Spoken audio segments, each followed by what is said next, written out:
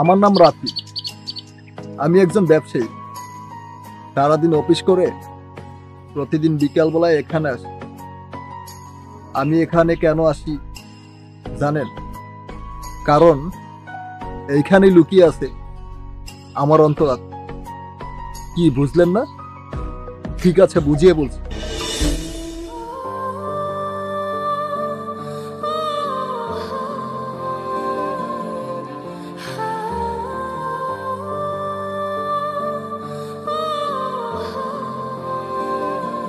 দেখো রাফি, অনেক হয়েছে।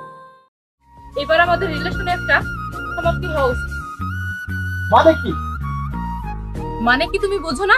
কতবার বলেছি যে একটা কিছু করো, তা না হলে আমার বাবা মা তোমার সাথে কোনোদিন বিয়ে দেবে না। দেখো, আমি অনেকবার ট্রাই করেছি, কিন্তু মামু খালুর জোর না থাকলে যা হয় আর। আমি জানতাম তুমি ঠিক এইটাই বলবে। তাই আমি সিদ্ধান্ত নিয়েছি আমার বাবার পছন্দ করা ছেলেকেই আমি বিয়ে করব। মায়া, তুমি কি পাগল হয়ে গেছো? তুমি কি একবার ভেবে দেখেছো তুমি কি বলছো? হ্যাঁ, যা ভাবার তা আমি গতকাল রাতেই ভেবেছি। নাও ব্রেকআপ। আজ থেকে তুমি তোমার পথে আর আমি আমার পথে। মায়া, এমন পাগলামি করো না। আমি তো তোমাকে অনেক ভালোবাসি, আর তুমিও। এই ভালোবাসার ভবিষ্যৎ বলতে পারো? লজ্জা করে না? যে ভালোবাসার ভবিষ্যৎ নেই সে ভালোবাসার নাম মুখে আনতে? মায়া, যেহেতু আমি কোনো চাকরি পাচ্ছি না, ছোটখাটো একটা বিজনেস করি, সেটাকে নিয়ে আমরা দুইজন আস্তে আস্তে আগে। কি বিজনেস? তুমি বিজনেস করবে? আরে বিজনেস করতে টাকা লাগে, আছে তোমার কাছে সেই টাকা? ও থাকবেই বা কিভাবে? একটু আগেই তো বললে যে মামা খালুর জোর লাগে। দেখো মায়া, বিজনেস করতে হলে যে কারি কারি টাকা লাগে, আসলে তা না। তাহলে তুমি কিসের বিজনেস করবে শুনি? মায়া, আমি অনেকদিন ধরে ভাবছি চাকরির পিছে না ছুটে নিজে কিছু করা। তাই আমি সিদ্ধান্ত নিয়েছি ফুটপাতে বসে ফাস্টফুড বিক্রি করব। ফুটপাতের ব্যবসা করতে তেমন একটা পুঁজি লাগে না, অল্পতেই হয়ে যায়। কি বললে তুমি? ফুটপাতে বসে তুমি এখন ফুচকা হালিম বিক্রি করবে? বাহ, খুব সুন্দর আইডিয়া। তুমি ফুটপাতে বসে ফুচকা বিক্রি করবে আর লোকজন আমাকে দেখে বলবে ও যে ফুচকালির বউ যাচ্ছে। মান সম্মান আমার থাকবে? তাছাড়া আমার ফ্যামিলিতে কি জবাব দিব? বাহ, খুব সুন্দর চিন্তা ভাবনা তোমার। মায়া, মানুষ তো ছোট থেকেই বড় হয়, আর কেউ তো বড় হয়ে জন্মায় না। স্টপ! আর একটা কথা বলবা না তুমি। তোমার সাথে দাঁড়িয়ে এখানে কথা বলতে লজ্জা করছে আমার। দেখো, স্ট্রেট ফরওয়ার্ড বলে দিই, ভবিষ্যতে কোনোদিন আমার সাথে যোগাযোগ করার চেষ্টাও করবে না। রাখা কিছু কথা সময়েরই ঝরা পাতা দিয়ে যায় শুধু ব্যথা এ বুকে। ও মন কাঁদে রে কাঁদে রে কাঁদে রে, স্মৃতি মোছে না। ও মন কাঁদে রে কাঁদে রে কাঁদে রে, স্মৃতি মোছে না।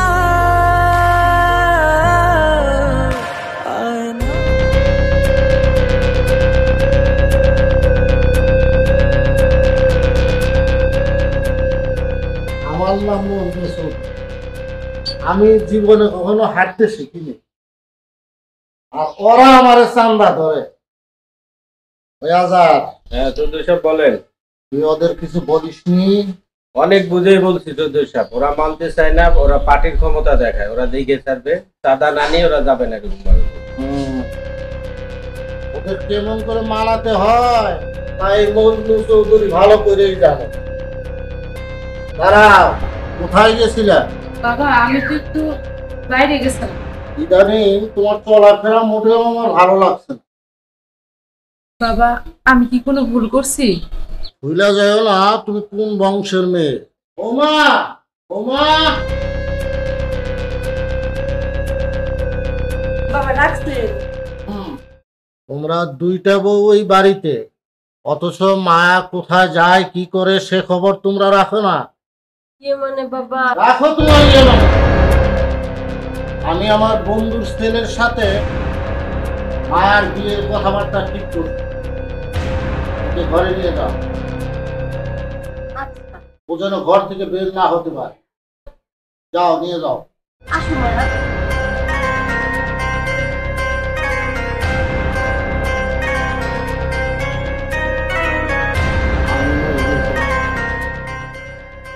আমার উপর টেক্কা দিবার চাই এই গ্রামের লোক।